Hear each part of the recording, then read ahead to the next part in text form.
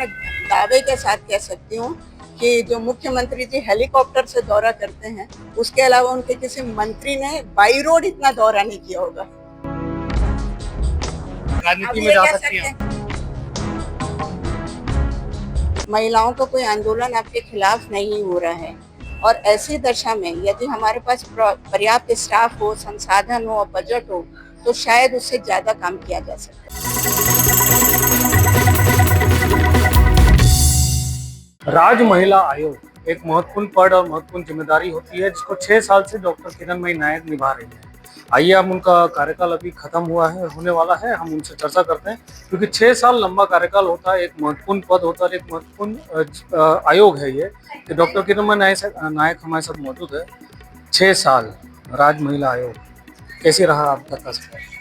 बहुत अच्छा रहा, बहुत शानदार रहा और बहुत ही क्रिएटिव रहा और एक अलग माइलस्टोन बनाने के लिए हमारे जो एफर्ट थे वो काम आए और इसकी गूंज पूरे देश में हुई है। इवन राष्ट्रीय महिला आयोग और अन्य महिला आयोगों ने बोला भी कि हमको भी बताइए कैसे आप काम करते हैं, तो उस पर भी हर बार सेमिनार्स में उनसे चर्चा हुई है। कितनी बड़ी चुनौती रही जब आपने आयोग संभाला?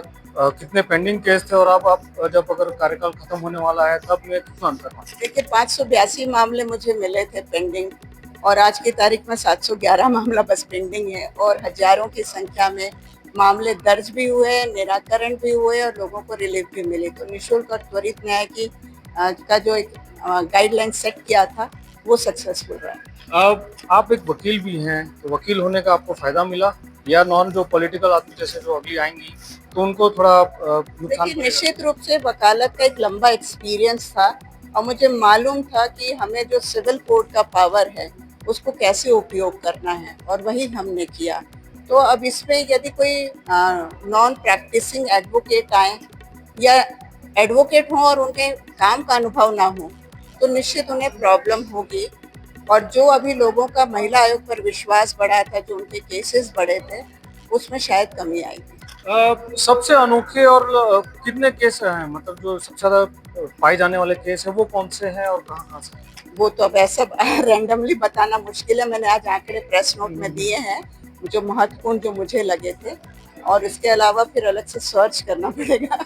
आपने एक कॉन्फ्रेंस में ये भी कहा कि आप लोगों को कमी है स्टाफ की, आप लगातार मांग भी कर रहे थे। आज की तारीख में केवल 9 नियमित कर्मचारी हैं, जिसमें प्यून से लेकर सचिव तक के सारे हैं और डेली वेजेस में 10-11 कर्मचारी हैं।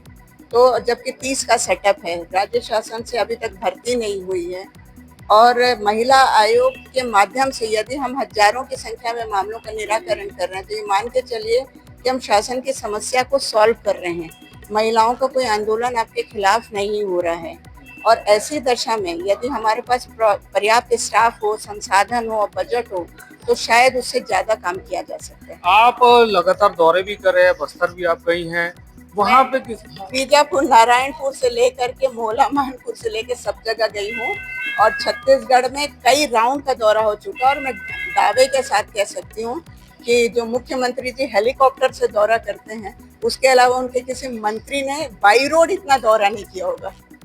अब क्या होगा आगे? आप 6 साल का लगभग कार्यकाल आपका पूरा हो चुका है, अगर आपका एक्सटेंशन अगर बढ़ता है तो ठीक है, अगर नहीं होता? एक्सटेंशन बढ़ने या नहीं बढ़ने की बात नहीं है। नई नियुक्ति जब तक नहीं होती तब तक कार्यभार मेरे पास रहेगा।